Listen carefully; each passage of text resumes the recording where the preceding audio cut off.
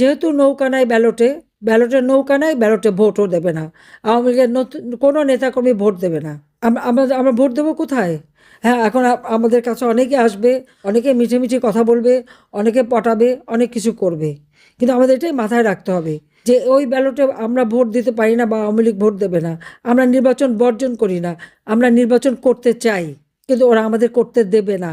ডিফারেন্সটা ওখানে, তফাৎটা ওখানেই। বিএনপি বর্জন করেছে, আমরা বর্জন করি না। আমরা তো নির্বাচন করতে চাই, আমরা জিতবো সেই ভয়ে তারা নির্বাচন করতে দেবে না। তাই নির্বাচন করুক, কতদিন টিকে থাকে দেখবো আমরা। এক মাঘে শীত যায় না, কাজে এটা মাথায় রাখতে হবে। দিন ফিরে আসবে, ওই অত্যাচারীর দিন বেশি দিন থাকে না। এখন নির্বাচন দিয়েছে, এটা কোন ধরনের নির্বাচন? আওয়ামী লীগ আমলে নির্বাচন নিয়ে প্রশ্ন তোলে। কই, আমরা তো কোনো দল নিষিদ্ধ করিনি নির্বাচন করতে পারবে না। বিএনপিকে কি আমরা নিষিদ্ধ করেছিলাম? আমরা নিষিদ্ধ করি নাই। বিএনপি নিজে ইলেকশন করেনি, কেন করেনি? এটা খুব স্পষ্ট। 2008-এ যে নির্বাচন, সেই নির্বাচন নিয়ে তো কেউ প্রশ্ন উঠাতে পারে না। সেই নির্বাচনের রেজাল্টটা কি ছিল? আওয়ামী লীগ এককভাবে 48% ভোট পায়, 259 আসনে নির্বাচন করে। বাকি আসনগুলি আমরা শরিক দলকে দিয়ে দিই। এই 259 আসনে আমাদের নৌকা মার্কা নিয়ে আমরা ভোট করে 233টা আসন আমরা পেয়েছি। আর বিএনপি জামাতকে সাথে নিয়ে 20 দলীয় ঐক্য জোট করে 300 আসনে নির্বাচন করে 32% ভোট পেয়েছিল, 30টা আসন পেয়েছিল। এই রেজাল্টের পর বিএনপি আর নির্বাচনই করতে চায়নি। 2014 সালে আমি নিজে তো খালেদা জিয়াকে প্রস্তাব রেখেছিলাম, পার্লামেন্টে যে কটা নির্বাচিত প্রতিনিধি আছে সকলকে নিয়ে নির্বাচনকালীন সরকার গঠন করে আসেন আমরা নির্বাচন করে আপনি যে মন্ত্রণালয় চান সেই মন্ত্রণালয়ে দেব।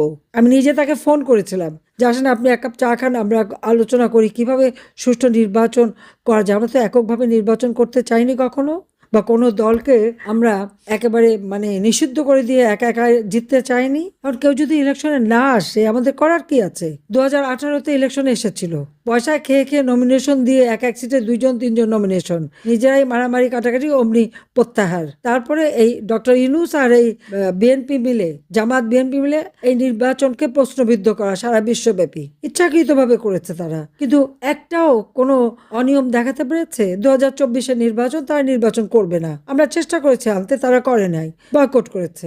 আওয়ামী লীগ নির্বাচন করে বেরিয়ে এসেছে। এই নির্বাচন নিয়ে যে প্রশ্ন করে, আজ পর্যন্ত দেখাতে পেরেছে যে এই নির্বাচনে একটা অনিয়ম হয়েছে বা কোনো একটা নির্বাচন কেন্দ্রে খুনোখুনি হয়েছে বা কোথাও মারামারি? কিছু তো দেখাতে পারবে না, কিন্তু অভিযোগ আছে এবং ইন্ডাস্ট্রির টাকা আছে, পয়সা আছে, সেই পয়সা দিয়ে সারা বিশ্বব্যাপী অপপ্রচার করে বেড়াচ্ছে। কিন্তু আজকে যে নির্বাচন, কেন আওয়ামী লীগকে নিষিদ্ধ করা হলো? আওয়ামী লীগ কেন ইলেকশন করতে পারবে না? কেন আমাদের নৌকা থাকবে না? তার কারণটা খুব স্পষ্ট। তারা জানে যতই আমার বিরুদ্ধে বদনাম দিক, যতই আমাকে মৃত্যুদণ্ড দিক, আওয়ামী লীগ যদি ইলেকশনে অংশগ্রহণ করে তো জনগণ আওয়ামী লীগকেই ভোট দেবে। কারণ তারা আওয়ামী লীগকেই চায়, কারণ আওয়ামী লীগ সন্ত্রাস দমন করে মানুষের জীবনের নিরাপত্তা নিশ্চিত করেছে। আওয়ামী লীগ জনগণের আর্থসামাজিক উন্নতি করে তাদের মাথাপিছু আয় বৃদ্ধি করেছে, তারা খেয়ে পড়ে সুখে ছিল, শান্তিতে ছিল।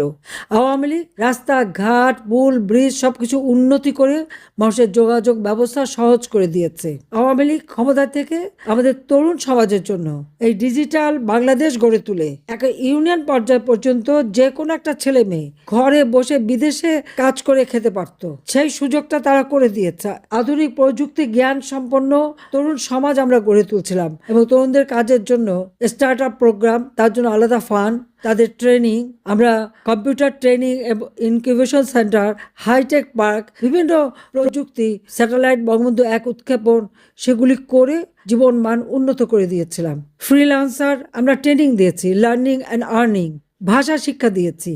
আমাদের বেকার সমস্যা আমরা দূর করেছিলাম, মাত্র 3% ছিল।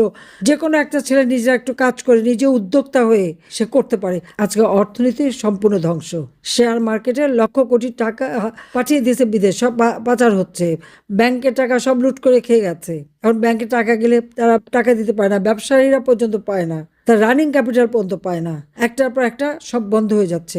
এইরকম ভাবে একটা দেশকে কেউ হাতে তুলে ধ্বংস করে, তার মধ্যে এতটুকু দেশপ্রেম নেই। হ্যাঁ, আমাদের কষ্ট হচ্ছে আমাদের নেতাকর্মীদের, কারো ঘর নাই, বাড়ি নাই, বাড়িতে থাকতে পারে না, বা পরিবারের সাথে দেখা করতে পারে না, চিকিৎসা নিতে পারে না। তার উপর তাদের অত্যাচার নির্যাতন যেভাবে গায়ে হাত তুলছে, কারা কারা করছে সমস্ত নাম তালিকা করে রাখতে হবে। আর আমার বিরুদ্ধে তো একটা তো হচ্ছে প্রায় 400-র উপরে মামলা, আমি হত্যা করেছি। তার উপর আবার মৃত্যুদণ্ড দিয়েই দিয়েছে। তো এখন আর ভয় কিসের? ওই শাস্তি তো পেয়ে গেছি। এবং ওই নির্বাচনে সবাইকে বলে দিতে হবে জনগণকে যে আপনাদের ভোট কেন্দ্রে যাওয়ার দরকার নেই, ভোট তো ওরা নিজেরা ঘোষণা দিয়ে নেবে। তারপরে তাদের নির্বাচনের কি হয় সেটা আমরা দেখব। এরপরে সরকার গঠন কারা করে আর কিভাবে চলে সেটা আমরা দেখব। জনগণকে এ ব্যাপারে শক্ত থাকতে হবে।